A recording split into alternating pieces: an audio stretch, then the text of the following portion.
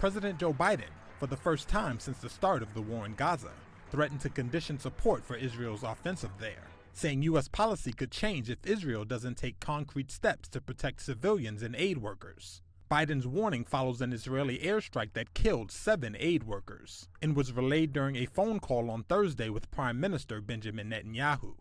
We've gone from a hug to a handshake to a slap on the wrist today. Laura Blumenfeld, a senior fellow at Johns Hopkins School of Advanced International Studies, said it marks the first time Biden has sought to leverage U.S. aid to influence Israeli military behavior.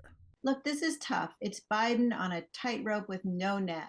He's caught in political crosswinds. From the left wing of his party, they're saying condition aid, remove yourself from your all-out support for Israel. And then from the right, especially in Congress, the Republicans are threatening to blast him because they'll accuse him of weakness.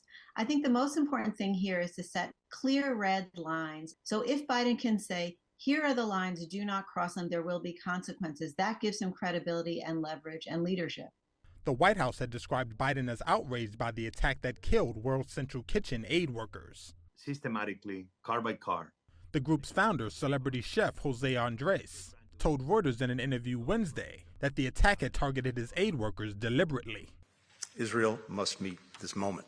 In Brussels, U.S. Secretary of State Antony Blinken said the attack on aid workers this week must be the last, and that humanitarian aid must be surged into Gaza.